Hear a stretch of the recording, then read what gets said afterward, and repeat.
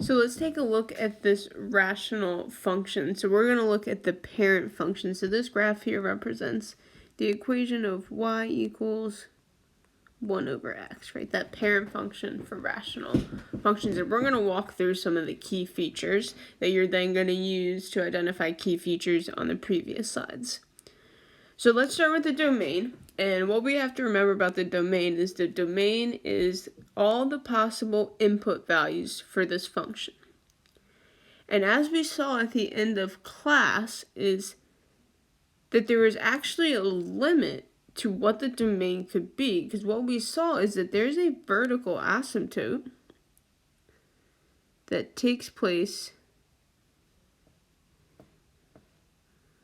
where x is equal to 0. So remember what the vertical asymptote does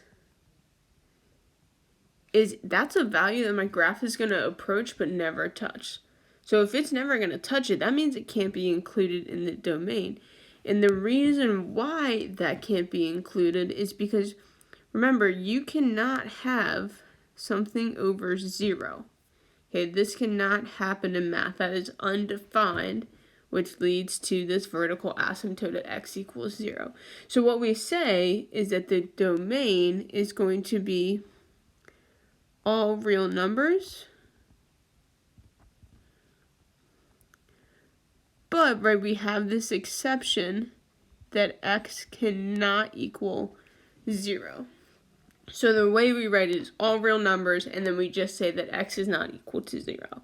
And as you go through the next slides, you're going to see that you're going to have to copy and paste that not equal sign in order to use it in your text box. But this would be the way we could represent the domain.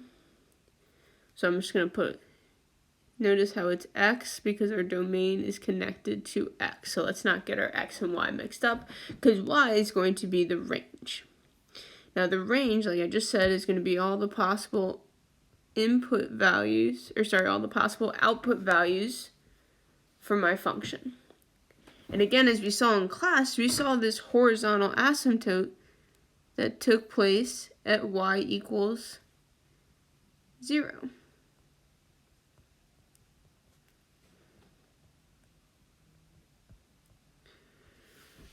Because there is no way to get a possible value of 0.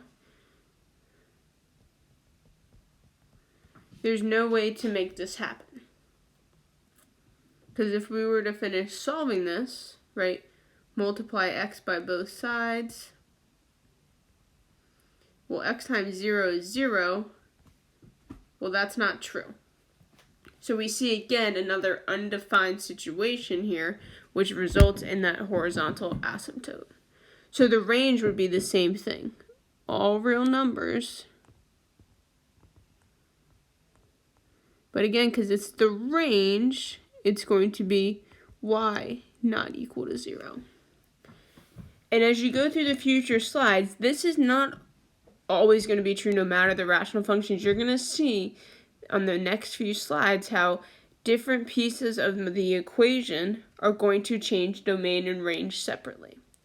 So there can be some shifting either up, down, left, or right that takes place, and when we shift our graph, that's also going to shift our domain, range, horizontal asymptote, and vertical asymptote. But notice how my horizontal asymptote was y equals 0, which led to the fact that my range can not be 0. And my vertical asymptote is x equals 0, which means my domain cannot be 0. Because again, the asymptotes are lines on the graph, or those kind of invisible lines on the graph, if you want to think of them like that the graph is going to approach but not actually touch. The important points, those are going to come from these points right here of 1, 1, and -1, -1. These points are really helpful in understanding the transformation of the graph. Depending on how either the x or the y value changes from the important points, you can tell that if it shifted left, if it shifted right, if it was dilated. So that's why it's important to be able to identify the important points. Now the end behavior, we're still going to do it and treat it the same way we've done end behavior up to this point.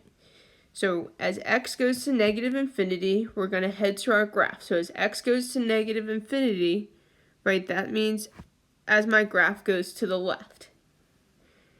Now I have to decide which part of my graph am I going to follow. Well, remember this first piece, if I go to the left, well, x is only approaching 0, so that's not negative infinity. I actually need to focus in on the negative piece of my graph here. So as x goes to negative infinity, right, my output value, right, I'm approaching my asymptote of 0. So as that heads to negative infinity, I'm approaching that y value, that output value of 0. And as x goes to positive infinity, right, I can no longer stay on this negative piece of my rational function because that only goes down to 0 for x. I need to actually go to the second piece and follow it. So as x goes to positive infinity, this too also approaches the y value of 0. So notice how they both approach that horizontal asymptote. Now even, odd, or neither. Remember, even, odd, or neither has to do with the symmetry of the values, what's taking place. So even is going to be symmetrical across the y-axis.